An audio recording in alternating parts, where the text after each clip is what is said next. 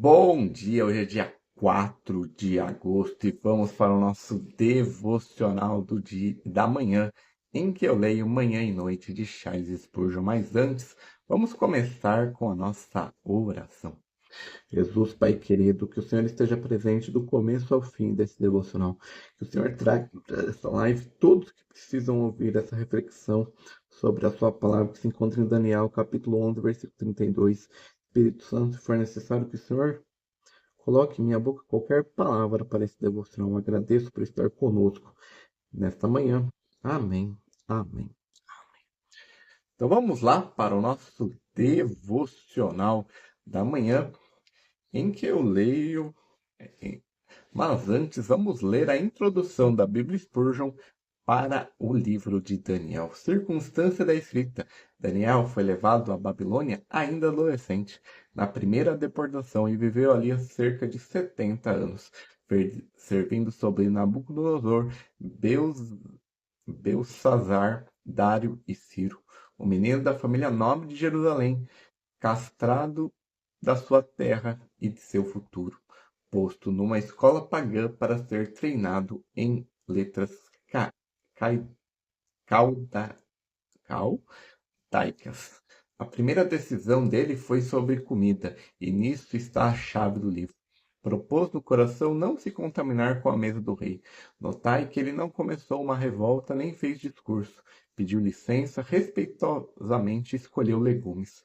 A grande fidelidade da vida se destacam em coisas pequenas e no íntimo, antes de haver fornalha ou covas de leões.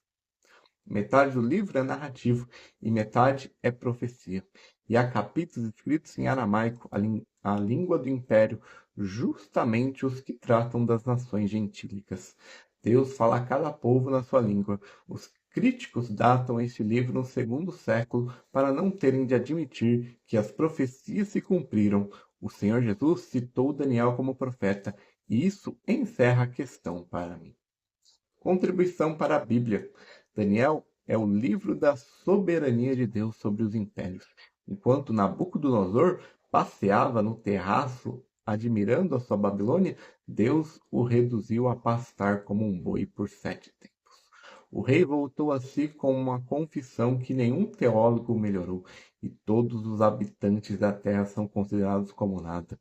E ele faz conforme a sua vontade no exercício do céu entre os habitantes da terra, e ninguém pode paralisar a sua mão ou dizer-lhe: o que faz tu?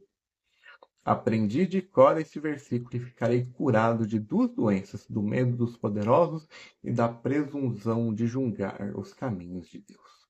Aqui está também a mais nobre confissão de fé em meio à ameaça de morte. A maior parte dos crentes só decora a primeira metade. Nosso Deus, a quem servimos, é capaz de nos livrar da fornalha de fogo ardente, e ele há de nos livrar de tua mão, ó Rei. Mas se não for, que saibas, tu, ó Rei, que não nos servimos, nós não serviremos aos teus deuses. Vede aquele que, mas se não for, ali está a fé purificada de toda barganha. Eles creem que Deus pode livrar, espere que livre, e declara que obedecer, ainda que não livre. A fé que só serve a Deus enquanto ele entrega o pedido não é fé, é comércio. E notai que Deus não os livrou do fogo, livrou-os no fogo. Foram atirados dentro, e 4 homens apareceu no meio das chamas. Há livramentos que vêm antes da aprovação, e há livramentos que vêm dentro dela. Estes são os mais doces, porque nos dão a companhia dele. As profecias desse livro dão à história um dono. 4 reinos se sucedem, descritos com detalhes que espantam, e no fim, uma pedra, não cortada por mãos humanas, desfaz a estátua e enche a terra. Os impérios dos homens são de metal e barro. O reino do Senhor é pedra e não terá fim. Estrutura. Capítulo 1. A mesa do rei. A resolução no coração, os 10 dias de prova e o semblante mais sadio que os outros moços. Capítulo 2 ao 4. Nabucodonosor. O sonho da estátua que ninguém podia contar nem interpretar. revelado a Daniel numa noite de oração, a fornalha e o quarto homem, a árvore cortada e a loucura do rei, terminando na sua confissão de fé. Capítulo 5. Belsazar, a festa com os vasos do templo, a mão que escreve na parede e o reino tomado naquela noite. Deus interrompe banquetes. Capítulo 6. A cova dos leões, um decreto arranjado por invejosos contra um velho de fama irrepreensível, e ele orando a janela aberta 3 vezes ao dia, como sempre fizera. Notai que não aumentou nem diminuiu as orações, continuou como era. A melhor defesa numa perseguição é a constância. Capítulo 7 ao 9. As visões e a grande oração, as 4 bestas, o ancião de dias, aquele como filho do homem recebendo domínio eterno, o carneiro e o bode, e o 9º capítulo em que Daniel lê Jeremias, entende que os 70 anos vão terminar e por isso mesmo se põe a jejuar e orar. A profecia não dispensa a oração, ela a acende. Capítulo 10 ao 12. O conflito nos lugares celestiais e o fim. O anjo detido 21 dias. Os reis do norte e do sul. A ressurreição dos que dormem no pó. Uns para a vida eterna e outros para a vergonha. E a promessa de que trazem muitos à justiça brilharão como estrelas. Spurgeon em Daniel. O texto que mais preguei desse livro foi aquele mais que não o for. Havia em Londres muita religião de conveniência. Gente que servia a Deus enquanto os negócios iam bem. E lhes atirava aquela frase dos 3 jovens como uma pedra. Se vosso Deus só é digno da obediência quando vos tira da fornalha, então adorais o livramento e não a Deus. Amo o primeiro capítulo por causa da sua descrição.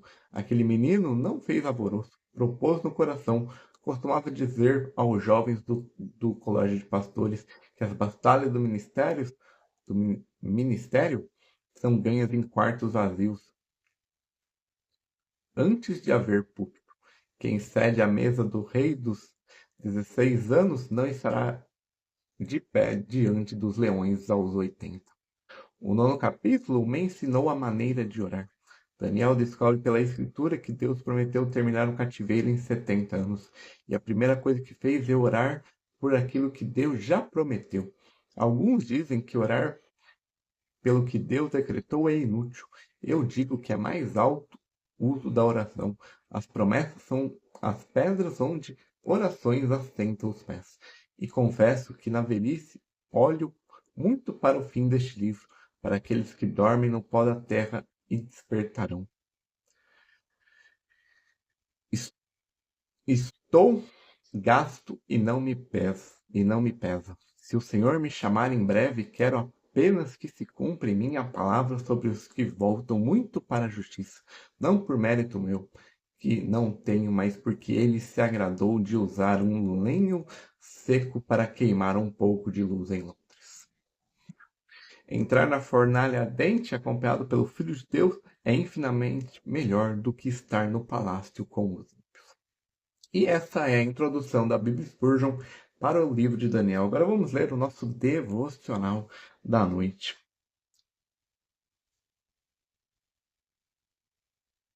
Mas o povo que conheceu o seu Deus se tornará forte e ativo. Daniel, capítulo 11, versículo 32. Todo cristão entende que conhecer a Deus é mais elevado e melhor forma de conhecimento. E este conhecimento espiritual é uma fonte de força para o cristão, fortalece sua fé. Os cristãos são constantemente mencionados nas Escrituras como pessoas iluminadas e instruídas pelo Senhor. Diz-se que possuem unção que vem do Santo, e é a ocupação característica do Espírito guiá-los a toda a verdade. Tudo isso para aumento e promoção de fé. O conhecimento fortalece o amor, assim como a fé, o conhecimento abre a porta e por esta porta vemos o nosso Salvador. Ou, para utilizar outra comparação, o conhecimento pinta o retrato de Jesus e quando vemos esse retrato, nós então o amamos. Não podemos amar um Cristo que não conhecemos, pelo menos em algum grau. Se conhecemos pouco das qualidades de Jesus, do que ele fez por nós e do que ele está fazendo agora, não podemos amá-lo muito. Mas quanto mais o conhecermos, mais o amaremos. O conhecimento também fortalece a esperança. Como pode expressar por algo se não sabemos que existe? A esperança pode ser o telescópio, mas ao até recebermos instrução, nossa ignorância se coloca diante da lente e não conseguimos ver nada. O conhecimento remove esse objeto interposto que, quando olhamos pela brilhante ótica, discernimos a glória ser revelada e antevemos com confiança jubilosa. O conhecimento nos fornece razões para a paciência. Como teremos paciência a não ser que conhecemos algo da empatia de Cristo? Entendemos o bem que virá da correção que nosso Pai Celestial nos envia? Não há também uma virtude sequer do cristão submetida a Deus não venha a ser nutrida e levada à perfeição pelo conhecimento santo? Quão importante é, então, que crescemos não apenas em graça, mas em conhecimento de nosso Senhor e Salvador Jesus Cristo. E esse é o devocional da manhã do dia 4 de agosto. Mais tarde, entre 8 e 9 horas, nós temos o devocional da noite. Então, espero você aqui, que tenha uma boa terça-feira, que o Senhor te acompanhe nesse dia. Amém, amém, amém.